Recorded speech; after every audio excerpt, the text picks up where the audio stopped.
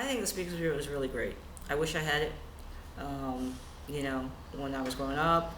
I think it's great that kids get a chance to really, meet gay people in person and really get to know them on a personal level.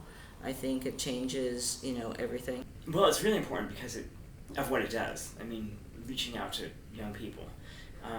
Because I think that despite, all the gay celebs that come out and all the stuff that's online, I think that, direct contact is a really important thing that a lot of gay kids, I don't know that they have. I think the Speakers Bureau is really, really important. One thing that I kind of mentioned already was the whole thing about queer youth and relatability. I think that it's super important, especially with bullying and everything that goes on, to let queer kids know, like, you are not alone in this. There are other people that share similar stories and experiences as you. And, you can grow up and have a fulfilling life and be happy and, make it into your 20s and later and, have great experiences. So yeah, just to let folks know, like, you're not alone. And it's a way for us to just kind of dispel some of the myths about LGBT, especially for transgender, that we are, married families and we exist and we're bank tellers, cops, and nurses and firemen, and I think that that's something they never really get exposure to except maybe during media. And usually in the media we're portrayed just as serial killers or victims of street walking. So it's really nice to come out and have an opportunity to show them that we're just regular people. And I really honestly don't feel like, necessarily we're there to change minds. I think we're there to elicit conversation. And I think that in itself is of value, of tremendous value, because I think once you allow yourself to ask questions, then that means your mind is open to listening into. You don't have to agree, you don't have to be, take their side, but at least you can hear a different point of view that is not the one you're used to hearing.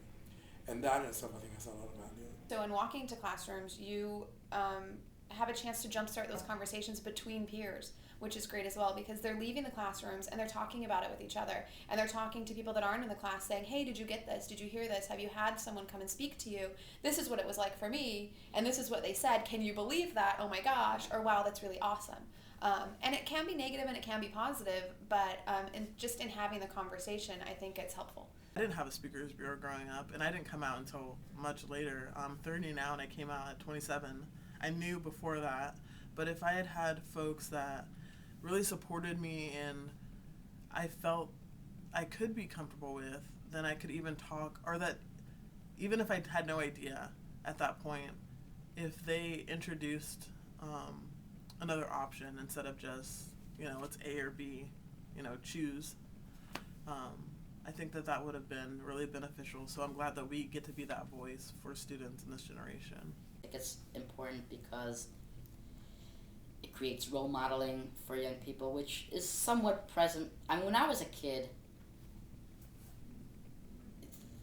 if I saw any media about a lesbian, she was a psychotic axe murderer.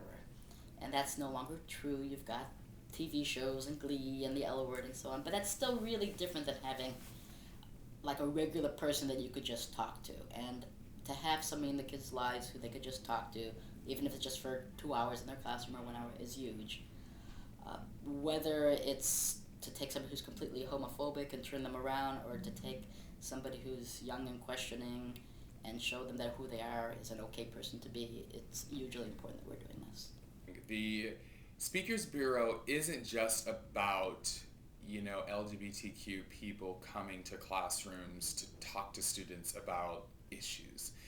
And it's not just LGBTQ issues that we talk to students about, especially, and I'm thinking, of course, at high schools that are in, more poverty-stricken or communities of color and that sort of thing.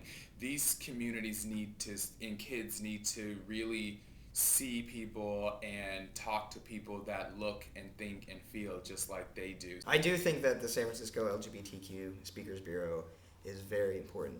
In particular, it challenges stereotypes, and we can challenge those stereotypes while people are still young.